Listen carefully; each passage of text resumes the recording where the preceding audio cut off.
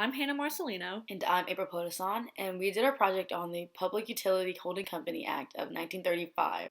The SEC is responsible for ensuring that a company has disclosed sufficient reliable information.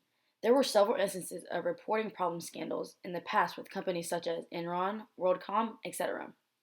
Because of these scandals, Congress started passing laws in the 1930s, which resulted in the SEC requiring all publicly held companies to periodically file detailed reports. One of the laws passed by Congress was the Public Utility Holding Company Act of 1935. So, what is a holding company exactly?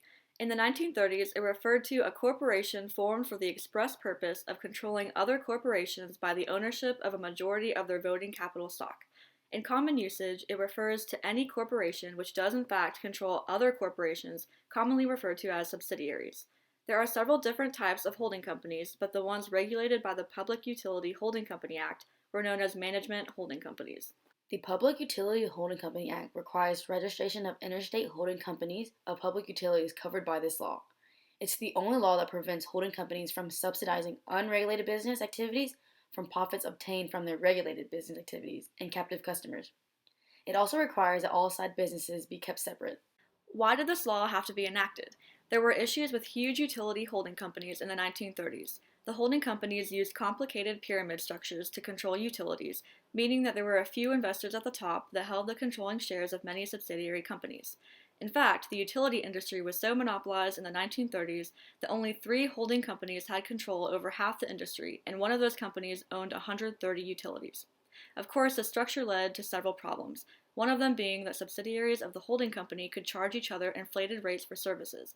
These excessive fees were then capitalized into the accounts of the holding company, which in turn inflated the operating utility's book value and caused the rates charged to the customers to increase. This resulted in unrealistic prices for the holding company securities. Traditionally, utilities have actually been monopolies. However, regulators keep the utilities operating efficiently in order to keep electricity prices low and to protect captive and small customers from being gouged. The Public Utility Holding Company Act played an important role in the authority of regulators by allowing them to limit business practices that could undermine the stability of the utility, increase rates, and harm the environment. The Act brought about several major provisions. It is stated that the primary objective of the Act was to eliminate the evils connected with the public utility holding companies, which are engaged in interstate commerce or in activities which directly affect or burden interstate commerce. It gave the SEC the responsibility to bring about the geographic integration and simplification of the holding company system. It also empowered the SEC to eliminate the large interstate holding companies by forcing them to divest of their holdings until they became a single integrated system, serving a limited geographic area.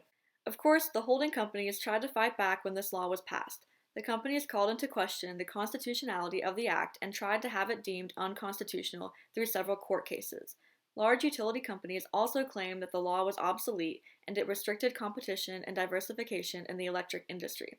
However, if the law had simply been repealed, it would have resulted in mergers that would create a few disproportionately large and influential companies, rendering competition meaningless and harming consumers and the environment. Here are the sources we used for the project. Those are the main things you need to know about the Public Utility Holding Company Act of 1935. Thank Thank you you for for watching! watching!